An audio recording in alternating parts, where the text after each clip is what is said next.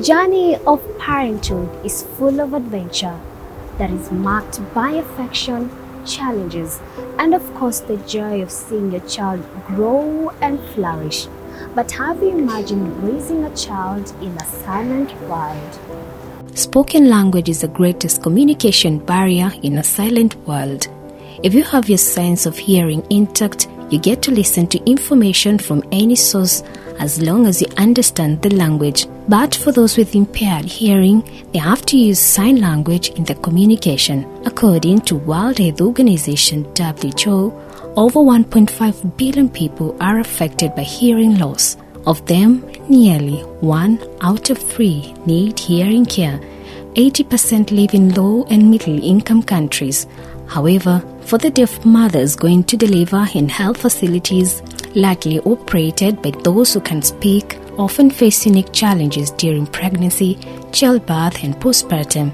The challenges often stem from communication barriers with healthcare providers, lack of access to appropriate information, and potential misunderstandings regarding the needs. Judy Kihumba, a sign language interpreter, is one of the leading figures committed to promoting health services for deaf mothers in the country. We meet Judy in a session with a number of deaf mothers as she empowers them in the parenting journey. In 2018, I had very many losses, and one of them is I lost a pregnancy that was really hard on me because I lost it at a time I had just, I lost my dad and lost the pregnancy, and it really took a toll on me. And through this, I never knew I would conceive again, but in 2019, I gave birth to my beautiful girl, Melissa. And when I gave birth, I went through postpartum depression. Me and my husband never knew about postpartum depression. I had not even heard about it. You know, the way, because it's not something that interests you, you never know about it. And through that journey, that's when I realized, of course, because my friends would still come to visit me and how I would behave around them made me think, who ever takes care of the deaf people? Who thinks about them? If they go through what I'm going through, if me, I can express myself. I say today I don't want to talk to anyone today. I feel like my head is not mine. I am not able to sleep. Other times I sleep and I forget I have a baby. All those many emotional journey that I was going through. Who thinks about the deaf people? Who talks to them? And if me going to the internet and looking for information was really hard for me because some I could not understand, I thought about the deaf people.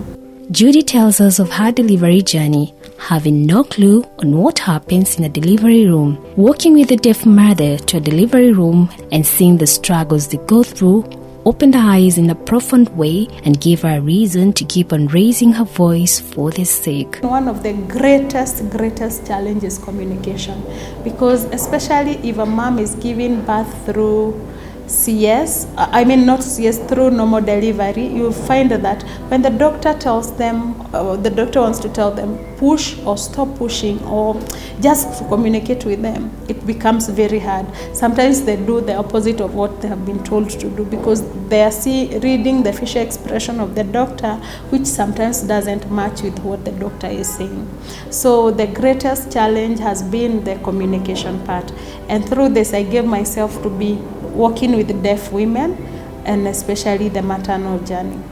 Judy, who is a wife and a mother of 2 children, is the founder of Talking Hands, Listening Eyes on Postpartum Depression, TLEP. The initiative aims to support deaf mothers by acting as a bridge between them and health workers, thus enabling them to benefit from better medical care.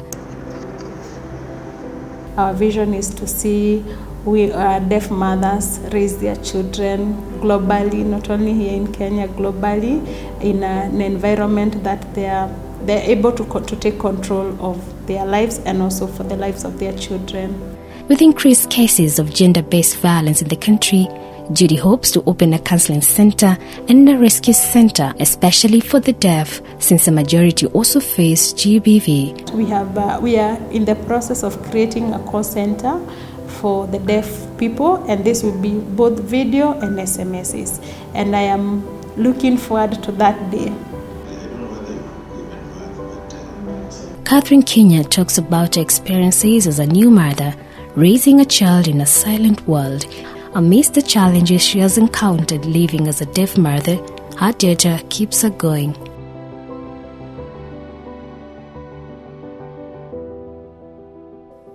When I was pregnant, I didn't have a lot of stress until when I went to the hospital to give birth. Then the doctor would write to me and would tell me what to do. And the doctor had an attitude towards me because he looked like he was in a hurry to leave me. But I wish there was an interpreter. It would have helped me, and especially how the deaf communicate. It would have been easier to sign. And also, even to take care of me, many deaf people out there have really many challenges, especially those who are pregnant, and more so when they go to the hospital, especially hospitals that do not have interpreters. It's very hard. Even the day I went to give birth, the doctor would tell me, "Wait, not now." And it was really because Judy has been there for us, and she has really motivated us.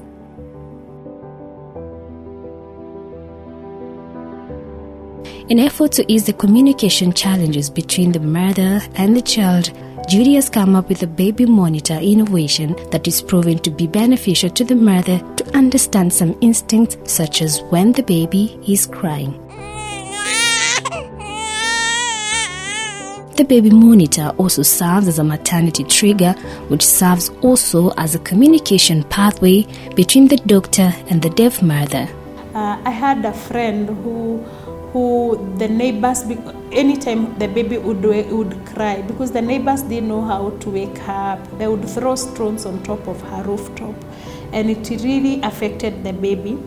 And through that, I asked myself, is there a way we can communicate to this mom that something that can alert her if the baby has woken up, or the baby is awake, or the baby is crying, so she doesn't have to wait for the neighbors to call, or because the baby was really affected mentally.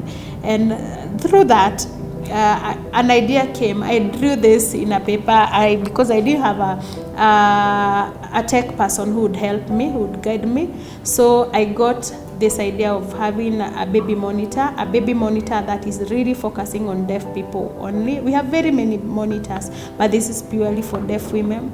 It's in 3 components. There is an app which will be on a phone, and there is this receiver, and there is this wristband which acts as the watch, a smartwatch for the deaf mothers.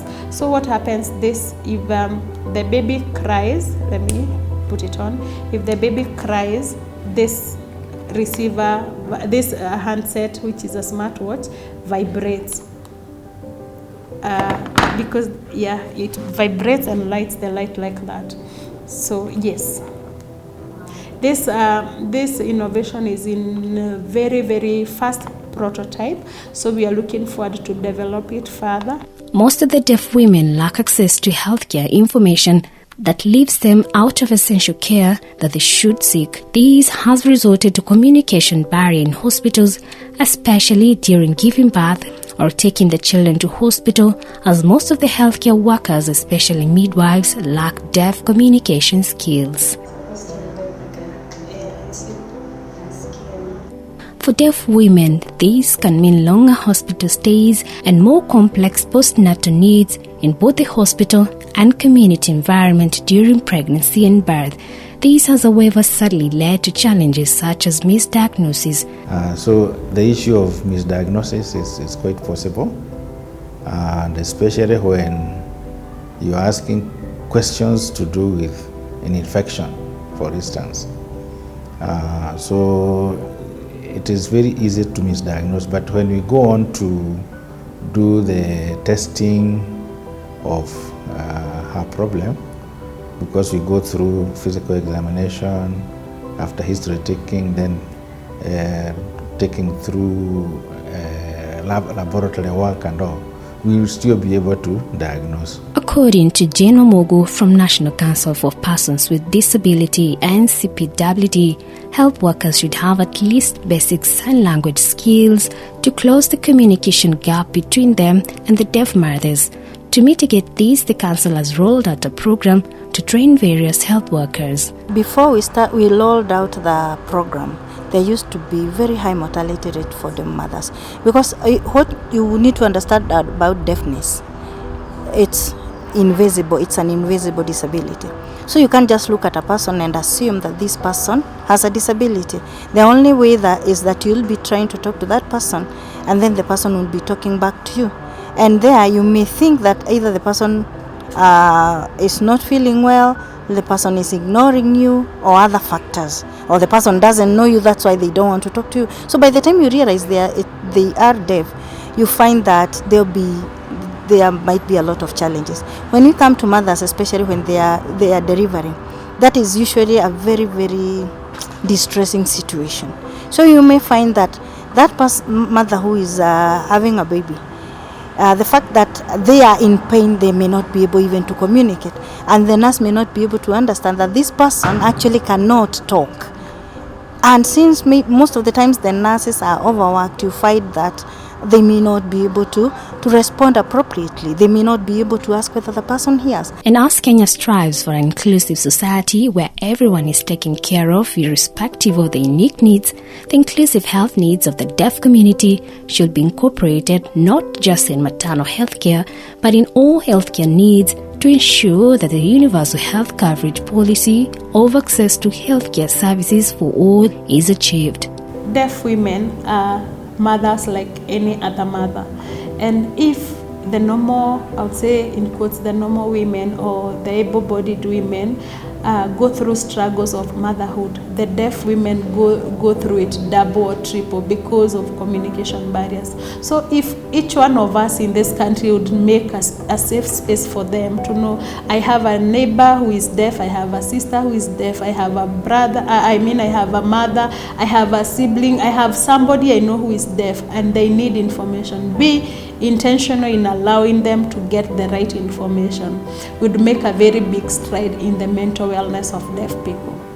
They are part of us, and therefore they should not feel they're left out.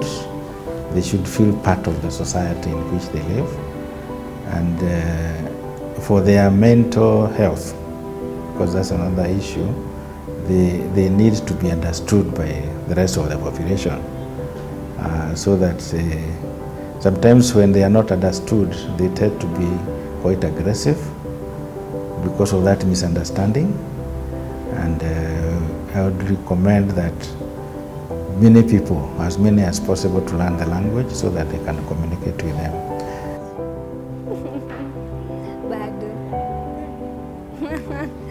Dolly Murigimbovi for Hope TV.